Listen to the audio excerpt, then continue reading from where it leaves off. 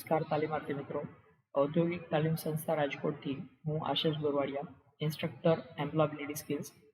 આજના સેશનમાં આપ સૌનું હાર્દિક સ્વાગત કરું છું. મિત્રો, આજના સેશનમાં આપણે લોકો શીખવાના છીએ સેમેસ્ટર 1માં ટોપિક 3. ટોપિકનું ટાઇટલ છે કમ્યુનિકેશન સ્કિલ્સ. કમ્યુનિકેશન સ્કિલ્સમાં ચેપ્ટર નંબર 14નું ટાઇટલ છે લિસનિંગ સ્કિલ્સ. લિસનિંગ સ્કિલ્સ એટલે સાંભળવા માટેની આવડતો. એમાં આપણે પાર્ટ 1 ભણી રહ્યા છીએ, જેમાં હિયરિંગ અને લિસનિંગ આની વચ્ચેનો તફાવત આપણે સમજવાના છીએ. મિત્રો, હિયરિંગ એનો મતલબ ગુજરાતીમાં થાય સાંભળવું, અને લિસનિંગ એનો મતલબ પણ ગુજરાતીમાં થાય સાંભળવું. બંનેનો મતલબ સાંભળવું એમ જ છે, પણ આ બંને વચ્ચે બહુ જ મોટો તફાવત છે. તો મિત્રો, આપણે ઇફેક્ટિવ લિસનિંગ કેવી રીતે કરી શકીએ એના માટે આ તફાવતને સમજવું એ ખાસ જરૂરી છે. તો મિત્રો, શરૂ કરીએ હિયરિંગ અને લિસનિંગ. તો difference between hearing and listening એ અહીંયા તમારી સમક્ષ પ્રસ્તુત કરીએ છીએ. શ્રવણ શક્તિ, જેને હિયરિંગ તરીકે ઓળખવામાં આવે, અને જ્યારે શ્રવણ એટલે કે લિસનિંગ તરીકે ઓળખવામાં આવે છે. તો હિયરિંગ એ શું છે? તો કે શરીરની એક ક્ષમતા, અને એ સભાન ક્રિયા નથી. હિયરિંગ એટલે એક ખાલી સાંભળવા માટેની આપણી જે ક્ષમતા છે એને હિયરિંગ કહેવાય. જ્યારે લિસનિંગ છે એક કૌશલ્ય છે અને એક સભાનતાપૂર્વકની પ્રક્રિયા છે. મતલબ કે તમે સભાન હોય, તમે જાગૃત અવસ્થામાં હોય તો જ તમે લિસનિંગ કરી શકો. કાનથી માત્ર ને માત્ર અવાજ સાંભળવો એને હિયરિંગ કહેવાય, પણ તમે એ અવાજને સમજવા માટેની કોશિશ કરો, તમે એ અવાજને એ શબ્દ શું કહેવા માંગે છે એને સમજવા માટેની કોશિશ કરો, તો એ લિસનિંગ થયું છે એમ કહેવાય. હિયરિંગ એ હેતુવિહીન હોય છે. હિયરિંગ માટેનો કોઈ હેતુ નથી. માનો કે તમે કોઈ ઘોંઘાટ થઈ રહ્યો છે અને ઘોંઘાટ તમારા કાન ઉપર એનો અવાજ પડે તો તમે હિયરિંગ કર્યું કહેવાય. પણ એ ઘોંઘાટમાં શું છે એ સાંભળવા માટે તમે એક્ટિવલી એને પ્રયત્ન કરો તો એ લિસનિંગ થયું છે એમ કહેવાય. તો લિસનિંગ છે એ હેતુસરની અથવા તો ઇરાદાપૂર્વકની પ્રક્રિયા હોય છે. તમે એ સમજવા માટેની કોશિશ કરો તો એ લિસનિંગ થયું કહેવાય. શ્રવણ શક્તિ ધરાવતા તમામ લોકો સાંભળી શકે છે. હિયરિંગ કરવું એટલે જે લોકો સાંભળવાની શક્તિ ધરાવે છે, સાંભળવાની ક્ષમતા ધરાવે છે. કુદરતે 2 કાન આપેલા છે ને બંને કાન જો સાજા નરવા હોય તો તમે સાંભળી શકો. પણ લિસનિંગ એ બધા લોકો માટે આ કૌશલ્ય આત્મસાત કરી શકાતું નથી. મતલબ કે લિસનિંગ સમજવા માટે, બરોબર, કોઈ પણ સંદેશ તમારા સુધી પહોંચે તો એ સંદેશને સમજવા માટે તમારી પાસે એક્ટિવ લિસનિંગની સ્કિલ હોવી જોઈએ. મતલબ કે એ સંદેશને સમજવા માટે તમે પ્રયત્ન કરી શકતા હોવા જોઈએ, તો તમે આ લિસનિંગ સ્કિલ છે ડેવલપ કરી શકશો. ત્યારબાદ અવાજો ફક્ત કર્ણપટલ પર અથડાય છે. હિયરિંગ કરો તો એનાથી શું થશે? તો તમારા કાન ઉપર અવાજ અથડાયો એટલે એનો મતલબ એમ કે તમે હિયરિંગ કર્યું. પણ લિસનિંગ કરતા હોય તો લિસનિંગ અવાજને સાંભળતા જ તમે એ અવાજને સ્વીકારો છો, એનું પૃથ્થકરણ કરો છો અને એનું અર્થઘટન કરવાનો પ્રયાસ કરો છો. અર્થઘટન કરી અને એ અવાજ જે તમારા તરફ આવ્યો એ અવાજ શેનો અવાજ હતો, એ શું આપણને કહેવા માંગે છે, એનો મતલબ શું છે, આ બધી બાબતો તમે સમજવાની કોશિશ કરો તો એ લિસનિંગ થયું કહેવાય. તો હિયરિંગ એક અનૈચ્છિક પ્રક્રિયા છે. અનૈચ્છિક પ્રક્રિયા એટલે તમારી ઈચ્છા હોય કે ન હોય, અવાજ જે આજુબાજુમાં થઈ રહ્યો છે, લોકો વાત કરી રહ્યા છે, તો એ અવાજ તમારા કાન સુધી પહોંચવાનો જ છે. તો એ અનૈચ્છિક પ્રક્રિયા છે. જ્યારે લિસનિંગ છે એક ઐચ્છિક પ્રક્રિયા છે, મતલબ હેતુપૂર્ણ છે. તમે સાંભળવાની કોશિશ કરો, સમજવાની કોશિશ કરો તો સમજાય. પણ અવાજ કાન ઉપર પડ્યો પણ તમે કંઈ એનું ટેન્શન લેતા નથી, તમે એના વિશે કંઈ વિચારતા નથી, તો લિસનિંગ ન થાય. ત્યારબાદ તમે અવાજ કે ધ્વનિને ફક્ત સાંભળો છો, સમજતા નથી. હિયરિંગ કરો તો આનો મતલબ એમ કે અવાજ તમારા કાન સુધી પહોંચ્યો, તમને સંભળાયું, પણ તમે એને સમજવાની કોશિશ નથી કરતા જ્યારે હિયરિંગ કરતા હોય ત્યારે. પણ જ્યારે તમે લિસનિંગ કરતા હોય તો જે કંઈ પણ કહેવામાં આવી રહ્યું છે એ તમને સંભળાય છે, પણ સાથે સાથે તમે એને સમજવાની પણ કોશિશ કરી રહ્યા છો, સમજવાનો પણ પ્રયત્ન કરી રહ્યા છો. ત્યારબાદ હિયરિંગમાં ધ્યાન કેન્દ્રિત કરવાની જરૂર પડતી નથી. તમે એકદમ એલર્ટ થઈને સાંભળો એવી કંઈ જરૂરિયાત નથી. અવાજ કાન સુધી પહોંચ્યો એટલે હિયરિંગ થઈ ગયું. પરંતુ લિસનિંગ માટે એકદમ ધ્યાનપૂર્વક તમારે દ્રષ્ટિ કેન્દ્રિત કરીને કાળજીપૂર્વક એ સાંભળવું પડે તો જ તમે લિસનિંગ કરી શકો. ત્યારબાદ શ્રવણ શક્તિ ફક્ત શ્રવણેન્દ્રિય પર આધારિત છે. આ હિયરિંગ સ્કિલ છે એ માત્ર શેના ઉપર? શ્રવણેન્દ્રિય એટલે આપણા કાન સાજા નરવા હોય તો હિયરિંગ થઈ શકે. પણ લિસનિંગ માટે કાન, આંખ અને સ્પર્શ આમ તમામ ઇન્દ્રિયોથી તમે સંદેશને સમજવાની કોશિશ કરો તો એ લિસનિંગ થયું કહેવાય. ત્યારબાદ હિયરિંગમાં ફક્ત ધ્વનિ આંદોલનનો જ સ્વીકાર થાય છે, મતલબ કે અવાજ તમારા કાન સુધી અથડાયો એટલે હિયરિંગ થઈ ગયું. પણ લિસનિંગમાં સાંભળવા માટે નિરીક્ષણ કરતા રહેવું પડે, સાથે સાથે જે બાબત ધ્યાનમાં આવે તેને પણ કહેવાતી માહિતીમાં ઉમેરવામાં આવે. મતલબ કે જે વ્યક્તિ બોલી રહ્યો છે એના માત્ર ને માત્ર અવાજ નહીં, પણ અવાજની સાથે સાથે એ વ્યક્તિનું બોડી લેંગ્વેજ, એ વ્યક્તિનું જેસ્ચર, પોસ્ચર, આ બધી જ વસ્તુઓને તમારે ધ્યાનથી સમજવાની કોશિશ કરવાની છે. એટલા માટે જ આપણે ઉપર કીધું કે માત્ર કાનનો જ ઉપયોગ નથી થતો, કાન સાથે સાથે તમારી આંખો અને તમારા સ્પર્શ, આ બધી ઇન્દ્રિયો પણ એ લિસનિંગ માટે ઉપયોગી છે. ત્યારબાદ હિયરિંગ છે એક નિષ્ક્રિય પ્રક્રિયા છે, મતલબ કે તમે ન ઈચ્છતા હોય તેમ છતાં પણ અવાજ તમારા કાન સુધી પહોંચે તો હિયરિંગ થઈ ગયું. પણ લિસનિંગ કરવા માટે સક્રિય રહેવું પડે, તમારે એલર્ટ રહેવું પડે અને શબ્દોને સમજવા માટેની કોશિશ કરવી પડે. તો લિસનિંગ છે એ એક એક્ટિવ પ્રક્રિયા છે, એટલે કે સક્રિય પ્રક્રિયા છે. તો આમ હિયરિંગ અને લિસનિંગ આના વચ્ચેનો તફાવત આપણે સમજ્યા. આપણે જો અસરકારક કમ્યુનિકેશન શીખવું હોય તો હિયરિંગને બદલે આપણે લિસનિંગ કરતાં શીખવું પડશે. દરેક વસ્તુઓ જે કાન સુધી પહોંચે છે એને સમજવાનો પ્રયાસ કરવો પડશે, તો આપણે અસરકારક કમ્યુનિકેશન કરી શકીશું. Thank you.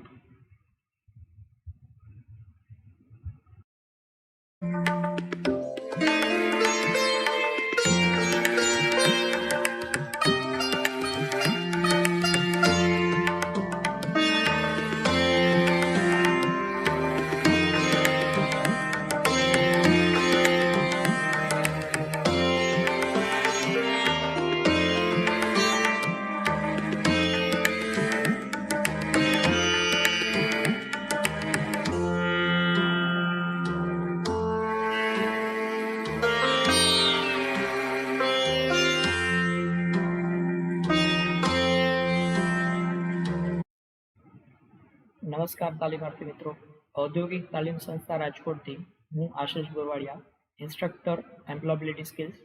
આજના સેશનમાં આપ સૌનું હાર્દિક સ્વાગત કરું છું.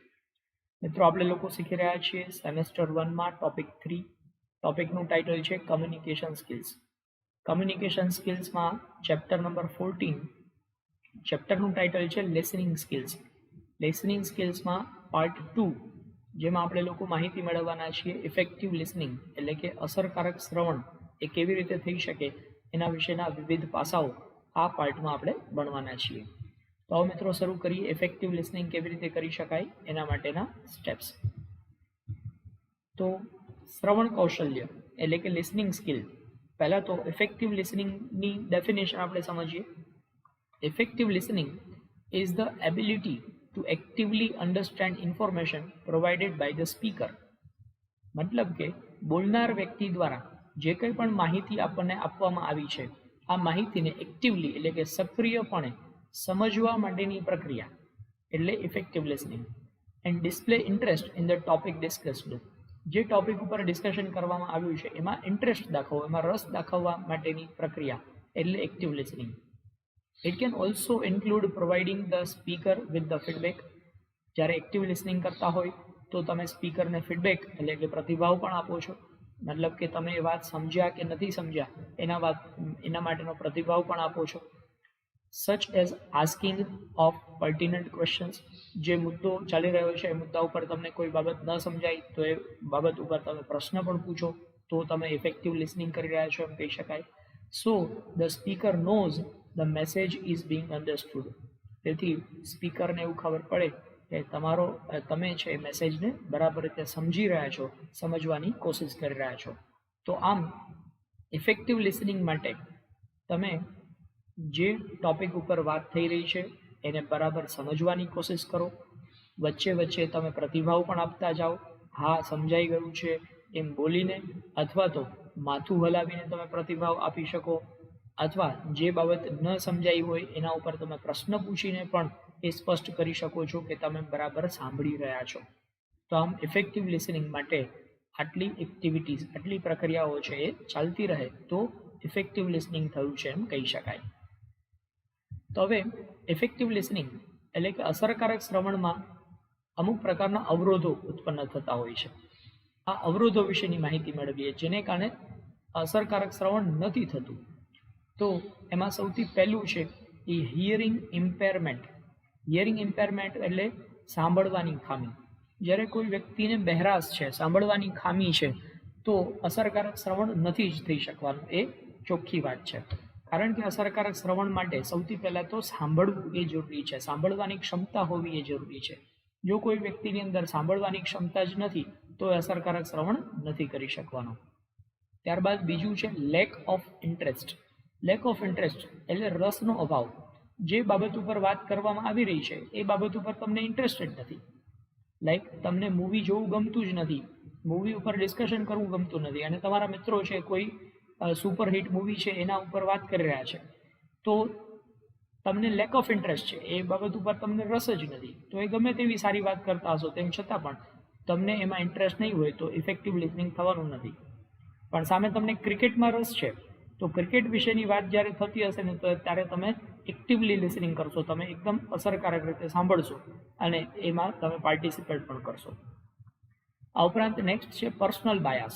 પર્સનલ બાયસ એટલે વ્યક્તિગત અડચણો ઘણી વખત આવતી હોય, વ્યક્તિગત આપણે જે કહીએ અમુક પ્રકારના પરસેપ્શન્સ એટલે કે ખોટી ધારણાઓ હોય.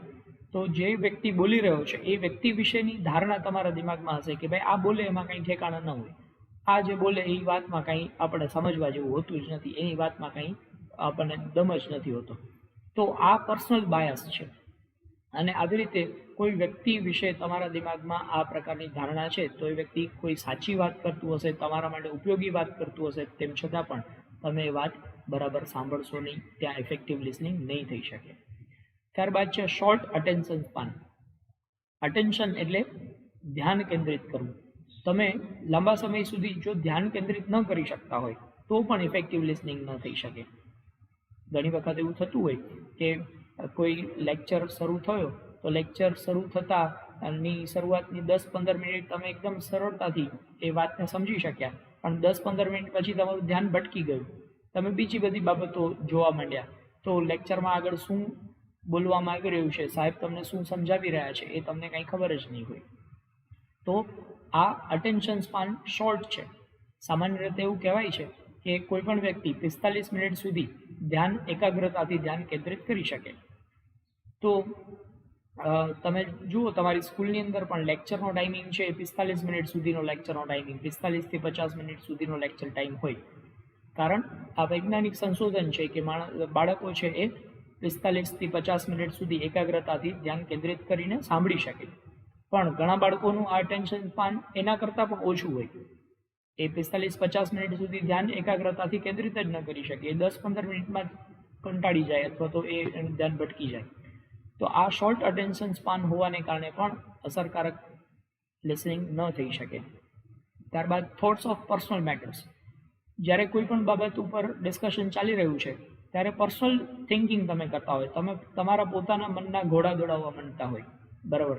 લાઈક તમે તમારા મિત્રો સાથે પાર્ટીનું આયોજન કર્યું હોય, સાહેબ અહીંયા લેક્ચર લેતા હોય, તમે પાર્ટી વિશેના વિચારો કરતા હોય કે પાર્ટીમાં આપણે ક્યાં જશું ને કેવી રીતે આપણે સેલિબ્રેશન કરશું ને આ બધી બાબતો વિશે તમે વિચાર કરતા હોય, તો પણ સાહેબ જે કહે છે એનું અસરકારક શ્રવણ નથી થવાનું.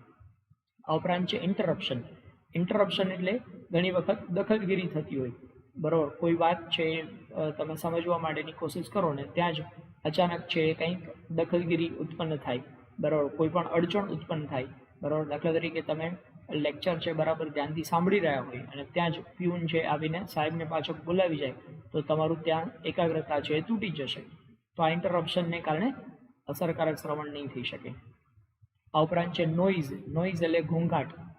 તમે જ્યારે કોઈ વાત સાંભળી રહ્યા હોય અને અચાનક ઘોંઘાટ થાય તો એ ઘોંઘાટના કારણે પણ તમારી અસરકારક શ્રવણ કરવાની ક્ષમતા છે ઓછી થઈ જશે. આ ઉપરાંત છે લેંગ્વેજ ઓર કલ્ચરલ ડિફરન્સ. ભાષાનો અવરોધ હોય, બરાબર, સ્પીકર જે લેંગ્વેજ બોલી રહ્યો છે એ લેંગ્વેજ તમને આવડતી નથી, અથવા સ્પીકરનું કલ્ચર અને તમારું કલ્ચર બંને અલગ અલગ કલ્ચરમાંથી તમે આવો છો, તો એને કારણે પણ અસરકારક શ્રવણ થવાના ચાન્સીસ નથી. આ ઉપરાંત પ્રી ઓક્યુપેશન અથવા બિઝનેસ. પ્રી ઓક્યુપેશન એટલે તમે કોઈ કામમાં મગ્ન હોય, બરાબર, તમે સ્પીકર દ્વારા જ્યારે કોઈ વાત કરવામાં આવી રહી છે ત્યારે તમે તમારા પોતાના કામમાં મશગુલ છો, તો પોતાના કામમાં મશગુલ હોય તો સ્પીકર જે કંઈ પણ બોલે છે એ તમને સંભળાશે જ નહીં. આ ઉપરાંત મલ્ટીટાસ્કિંગ. મલ્ટીટાસ્કિંગ એટલે એક સાથે એક કરતાં વધારે કામ તમે કરતા હોય, બરાબર, તમે સાંભળવાનું કામ કરતા હોય, સાથે સાથે તમે કંઈક લખતા પણ હોય, બરાબર, અથવા તો તમે સાથે સાથે તમારી નોટબુકમાં ચિત્ર દોરતા હોય, તો ઘણી વખત એવું થાય કે અસરકારક શ્રવણ ન થઈ શકે, કારણ કે સાહેબ જ્યારે બોલી રહ્યા હતા ત્યારે તમે તમારી નોટબુકમાં ચિત્ર દોરવાનું કામ કરતા હતા, તમારું ધ્યાન ચિત્ર દોરવામાં હતું, સાહેબ બોલ્યા એ તમને કંઈ સંભળાયું નહીં. તો આ મલ્ટીટાસ્કિંગને હિસાબે પણ અસરકારક શ્રવણ ન થઈ શકે, તો આ પણ એની એક બેરિયર છે. તો હવે આપણે લોકો વાત કરીએ કે અસરકારક શ્રવણ માટે શું કરવું જોઈએ. આપણે અડચણો વિશે તો વાત કરી, પણ હવે આ અડચણોને દૂર કરવી હોય તો એના માટે કયા પ્રકારના સ્ટેપ્સ લેવા જોઈએ જેથી કરીને અસરકારક શ્રવણ થઈ શકે. તો એના માટે સૌથી પહેલું છે સ્ટોપ ટોકિંગ. જ્યારે વાત સાંભળી રહ્યા હોય ત્યારે તમારે વચ્ચે બોલ કરવાનું નથી. સૌથી પહેલું તો લિસનિંગ તો જ થઈ શકે કે જો તમે તમારું પોતાનું બોલવાનું બંધ રાખો. એટલે પહેલાં તો બોલવાનું બંધ રાખવાનું છે. બીજું છે prepare your self to listen. તમે તમારી જાતને લિસનિંગ માટે પ્રિપેર કરો. તમારા મનને સમજાવો કે મારે સાંભળવાનું છે અને સમજવાનું છે, તો જ તમે લિસનિંગ માટે તૈયાર થઈ શકશો. ત્યારબાદ put the speaker at ease. મતલબ કે બોલનાર વ્યક્તિ છે એના માટે સરળતા ઉત્પન્ન કરો. એવું ન થવું જોઈએ કે બોલનાર વ્યક્તિ બોલવાની શરૂઆત કરે અને ત્યાં તમે વચ્ચે કંઈક દખલગીરી ઊભી કરો, તો ઇફેક્ટિવ લિસનિંગ ક્યારેય થવાનું જ નથી. બોલનાર વ્યક્તિ એકદમ ઇઝીલી કમ્ફર્ટેબલી પોતાની વાત રજૂ કરી શકે એના માટે એને સપોર્ટ કરો. ત્યારબાદ રિમૂવ ડિસ્ટ્રેક્શન્સ. ડિસ્ટ્રેક્શન્સ એટલે કોઈ પણ પ્રકારના અડચણ ઊભી કરે એવા પ્રકારની વસ્તુઓ છે એને દૂર કરો, બરાબર. જ્યારે તમે ઇફેક્ટિવ લિસનિંગ કરતા હોય તો અડચણ ઊભી કરે કે દખલગીરી ઊભી કરે એવી વસ્તુઓ છે એને દૂર કરવાની. દાખલા તરીકે ઇફેક્ટિવ લિસનિંગમાં મોબાઈલ ફોનની રિંગ વાગવી તો એ ડિસ્ટ્રેક્શન ઊભું કરશે. તમે અસરકારક રીતે સાંભળી નહીં શકો. તમે વાત સાંભળતા હશો ત્યાં જ કોઈનો મોબાઈલ ફોનની રિંગ વાગે તો તમારું ધ્યાન ત્યાં ભટકી જશે, તો ઇફેક્ટિવ લિસનિંગ ન થાય. તો ઇફેક્ટિવ લિસનિંગ કરવા માટે શું કરવું જોઈએ, તો કે મોબાઈલ ફોન છે એને સ્વિચ ઓફ કરી નાખો અથવા તો સાયલેન્ટ મોડ ઉપર કરો, જેથી કરીને ડિસ્ટ્રેક્શન થવાના ચાન્સીસ ઘટી જાય. ત્યારબાદ try to understand other persons point of view. હંમેશા બીજા લોકોનો વ્યૂ પોઈન્ટ છે એ સમજવાની કોશિશ કરો. એવું નથી બનતું કે તમે જ માત્ર સાચા હોય, અન્ય લોકો પણ કોઈ બાબત ઉપર સાચા હોઈ શકે, તો એનો દ્રષ્ટિકોણ શું છે એને સાંભળીને સમજીને એ બાબતને સમજવાની કોશિશ કરો. ત્યારબાદ છે બી પેશન્ટ. પેશન્ટ એટલે ધૈર્ય રાખો, ધીરજ રાખો, ઉતાવળા ન થાવ. વાત છે એ બરાબર શાંતિથી સાંભળીને ત્યારબાદ એના પછી તમે આગળ પ્રતિભાવ આપો. ત્યારબાદ છે અવોઇડ પ્રેજ્યુડાઇઝ. પ્રેજ્યુડાઇઝ એટલે પૂર્વધારણાઓ. ખોટી ધારણાઓ આપણા દિમાગમાં હોય સ્પીકર વિશે, તો આવી કોઈ પણ ખોટી ધારણાઓ છે એને હંમેશા અવોઇડ કરો. કારણ કે જો તમારા દિમાગમાં સ્પીકર વિશેની કંઈ ખોટી ધારણા હશે તો એ માણસ ગમે તેટલું સાચું કહેતો હશે, તમારા ફાયદાની વાત કહેતો હશે, તેમ છતાં પણ તમને એ વાત સમજવામાં જ નહીં આવે અથવા તો તમે એને સાંભળવાનું ટાળશો. ત્યારબાદ છે લિસન ટુ ધ ટોન.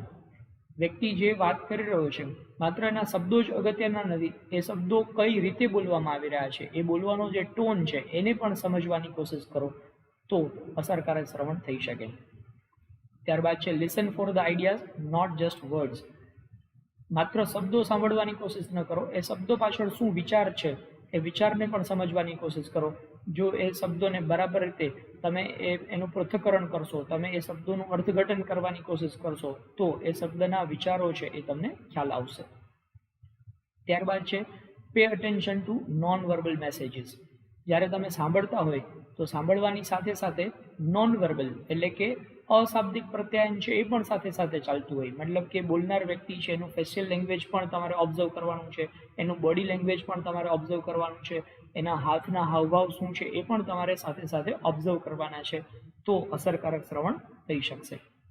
ત્યારબાદ છે ટ્રિપલ એ લિસનિંગ. ટ્રિપલ એ લિસનિંગ એટલે એ થી શરૂ થતી 3 બાબતો એ તમારે ધ્યાન રાખવાની છે, જેમાં એ ફોર એટીટ્યુડ એટલે કે તમારું વલણ છે એ હંમેશા પોઝિટિવ હોવું જોઈએ, તો તમે અસરકારક શ્રવણ કરી શકશો. ત્યારબાદ છે એ ફોર અટેન્શન, એકાગ્રતા. એકાગ્રતા રાખવી મતલબ કે તમારું ધ્યાન છે એ કેન્દ્રિત હોવું જોઈએ, તો તમે અસરકારક શ્રવણ કરી શકો. અને ત્રીજું છે એડજસ્ટમેન્ટ એટલે કે સમાયોજન કે સમાધાન કરવું, મતલબ કે સ્પીકર છે એની સાથે એડજસ્ટ થવાની કોશિશ કરો. એ જે ભાષા બોલી રહ્યો છે અથવા તો જે શબ્દો બોલી રહ્યો છે એને ગ્રહણ કરવા માટેની કોશિશ કરો, તો એડજસ્ટમેન્ટ કર્યું કહેવાય. તો આમ ટ્રિપલ એ એટલે એટીટ્યુડ, અટેન્શન અને એડજસ્ટમેન્ટ, આ 3 બાબતોનું ધ્યાન રાખીને તમે લિસનિંગ કરશો તો અસરકારક થઈ શકશે. ત્યારબાદ મેન્ટેન અ કન્સ્ટ્રક્ટિવ એટીટ્યુડ. કન્સ્ટ્રક્ટિવ એટીટ્યુડ એટલે તમારું વલણ છે એ હંમેશા રચનાત્મક વલણ હોવું જોઈએ, મતલબ તમે વાતને સાંભળવા માટે અથવા તો સમજવા માટે તૈયાર છો એવું વલણ તમારું હોવું જોઈએ, તો જ અસરકારક શ્રવણ થઈ શકશે. ત્યારબાદ છે સ્ટ્રાઇવ ટુ પે અટેન્શન. હંમેશા અટેન્શન એટલે એકાગ્રતા રાખવા માટેનો પ્રયત્ન કરો. એના માટે બને તેટલા એવા સ્ટેપ્સ લેવો જેથી કરીને એકાગ્રતાનો ભંગ ન થાય. તો વધુ એકાગ્રતા હશે તો અસરકારક શ્રવણ છે એ સરળતાથી તમે પ્રાપ્ત કરી શકશો. અને ત્યારબાદ કલ્ટિવેટ અ કેપેસિટી ફોર એડજસ્ટમેન્ટ. દરેક વ્યક્તિની સાથે એડજસ્ટ થવા માટેની કેપેસિટી ડેવલપ કરો. બરાબર, ઘણા બધા લોકો એ એડજસ્ટમેન્ટ નથી કરી શકતા, મતલબ કે જે બોલનાર વ્યક્તિ હોય એની સાથે એડજસ્ટમેન્ટ ન થાય અથવા તો એની સાથે તમારું સમાયોજન ન થાય, તો એને કારણે તમે અસરકારક શ્રવણ ન કરી શકો. તો એવું ન થવું જોઈએ, એડજસ્ટમેન્ટ ડેવલપ કરવાની કોશિશ કરો. તો આટલા સ્ટેપ્સ જો લેવામાં આવે તો ઇફેક્ટિવ લિસનિંગ છે એ ઇઝીલી કરી શકાય. દરેક વ્યક્તિએ પોતાના જીવનમાં આ ઇફેક્ટિવ લિસનિંગ માટેના સ્ટેપ્સ છે એનું પાલન કરવાનું છે, જેથી કરીને આપણે પણ સારા લિસનર બની શકીએ, અને સારા લિસનર બની શકીશું તો જ સારા સ્પીકર બની શકીશું. Thank you.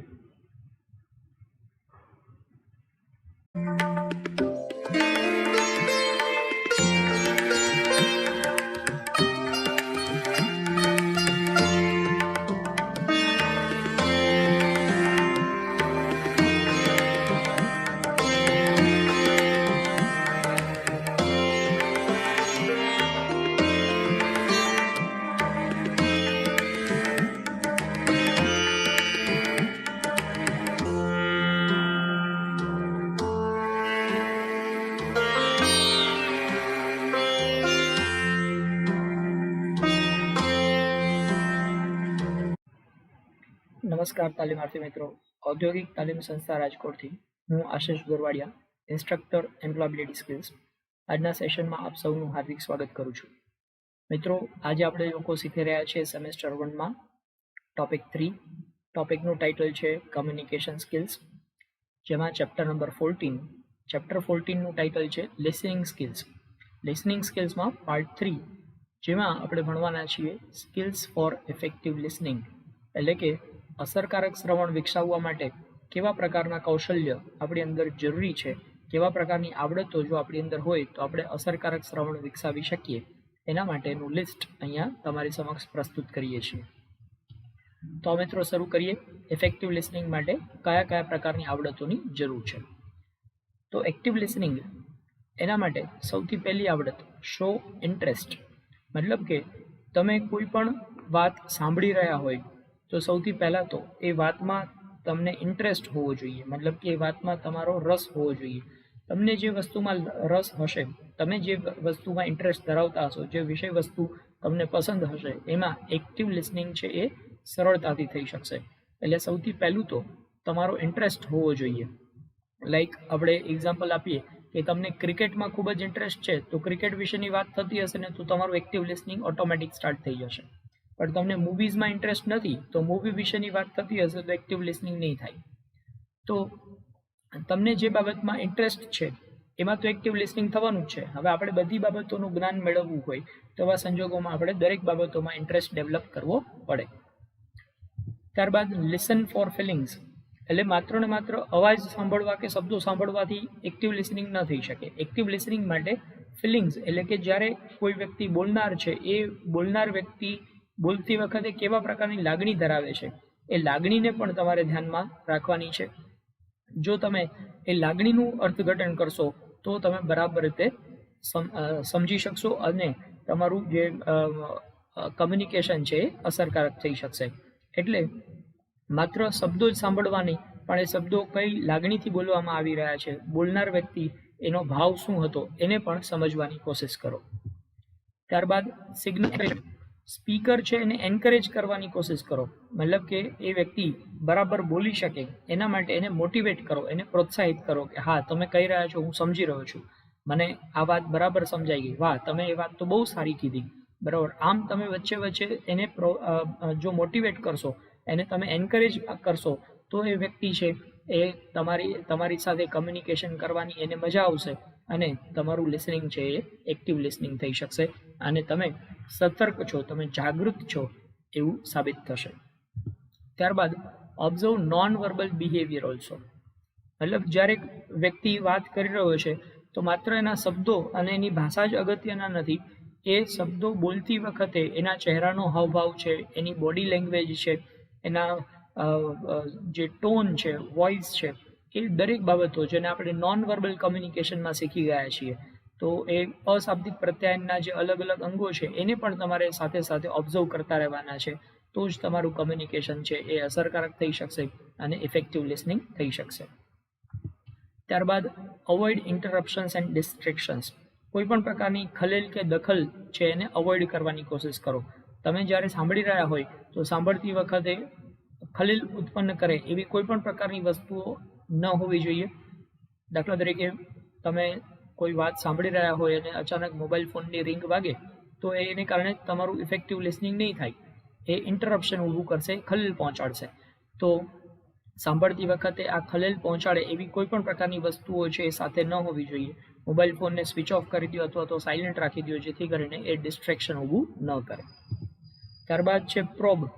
પ્રોબ એટલે કોઈ પણ વિષય વસ્તુને ઊંડાણપૂર્વક તપાસવાની પ્રક્રિયા, એને પ્રોબિંગ કર્યું કહેવાય. તો જે સ્પીકર વાત કરી રહ્યો છે એ વાતને ઊંડાણપૂર્વક સમજવાનો પ્રયત્ન કરો. ઊંડાણપૂર્વક સમજવાનો પ્રયત્ન કરવા માટે તમારે વારંવાર એ સ્પીકરને પ્રશ્ન પૂછવા પડશે, જે બાબત ન સમજાય એનું ક્લેરિફિકેશન માગવું પડશે. તો એને પ્રોબિંગ કર્યું કહેવાય. આનેથી પણ ઇફેક્ટિવ લિસનિંગ થઈ શકે. ત્યારબાદ છે રિફ્લેક્ટ. રિફ્લેક્ટ કરવું મતલબ શું? તો રિફ્લેક્ટ એટલે પ્રતિબિંબ પાડવું. પ્રતિબિંબ પાડવું મતલબ શું? તો કે સ્પીકર જે વાત કહી રહ્યો છે એ વાતને તમે રિપીટ કરો. શું તમે આજ કહેવા માંગો છો? હા, હું આજ સમજી રહ્યો છું, હું સાચું સમજી રહ્યો છું ને? આમ વચ્ચે વચ્ચે તમે વાત કરશો તો એ રિફ્લેક્શન કર્યું કહેવાય, એટલે કે તમે પ્રતિભાવ આપ્યો કહેવાય. આ પ્રકારનો પ્રતિભાવ આપશો તો એનાથી ઇફેક્ટિવ લિસનિંગ થઈ શકશે. ત્યારબાદ છે અવોઇડ પ્રેજ્યુડાઇઝ. પ્રેજ્યુડાઇઝ એટલે પૂર્વગ્રહો. કોઈ પણ પ્રકારના પૂર્વગ્રહો છે એનાથી દૂર રહેવાનું છે, બરાબર. તમારા દિમાગમાં જો સ્પીકર માટે કંઈ પૂર્વગ્રહ હશે તો એ માણસ ગમે તેટલી સાચી વાત કરતો હશે અથવા તો તમારા ફાયદાની વાત કરતો હશે તેમ છતાં પણ તમે એને સાંભળવા માટે તૈયાર જ નહીં રહો. તો આવા કોઈ પણ પ્રેજ્યુડાઇઝ છે એને હંમેશા દૂર કરવાની કોશિશ કરવી જોઈએ.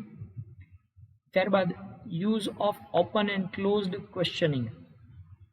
ક્વેશ્ચનિંગ કરો મતલબ કે વારંવાર પ્રશ્ન પૂછો. તમે જે બાબત સાંભળી રહ્યા છો એ બાબત ઉપર સ્પષ્ટતા મેળવવા માટે સ્પીકરને તમે અગેન એન્ડ અગેન જો ક્વેશ્ચન કરશો તો આનેથી શું થશે? તો આનેથી એ સાબિત થશે કે તમે બરાબર સાંભળી રહ્યા છો અને તમે સમજવાની કોશિશ કરી રહ્યા છો. ત્યારબાદ ક્લેરિફાઈ. ક્લેરિફાઈ એટલે સ્પષ્ટતા મેળવવી.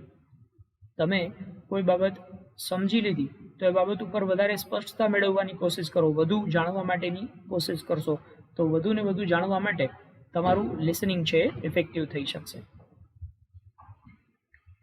ત્યારબાદ ઇફેક્ટિવ લિસનિંગ માટે નેક્સ્ટ છે સમરાઇઝ. સમરાઇઝ કરવું મતલબ શું? સમરાઇઝ કરવું મતલબ સંક્ષેપીકરણ કરવું. સંક્ષેપીકરણ એટલે તમે આખી વાત બરોબર સમજ્યા છો કે નહીં એનો જે ટૂંકસાર છે એ ટૂંકસાર મેળવવાની કોશિશ કરશો તો સ્પીકરને એવું ફીલ થશે કે મારી વાત બરાબર સમજાઈ ગઈ છે અને મેં જે કીધું છે એ લિસનર દ્વારા બરાબર રીતે ગ્રહણ થયું છે. તો આમ સમરાઇઝ કરવું મતલબ કે સંક્ષેપીકરણ, આખી વાતનો ટૂંકસાર મેળવવો. આ ટૂંકસાર મેળવવા માટે પણ તમારે પ્રયત્ન કરવો પડે તો તમારું લિસનિંગ છે ઇફેક્ટિવ લિસનિંગ થઈ શકે.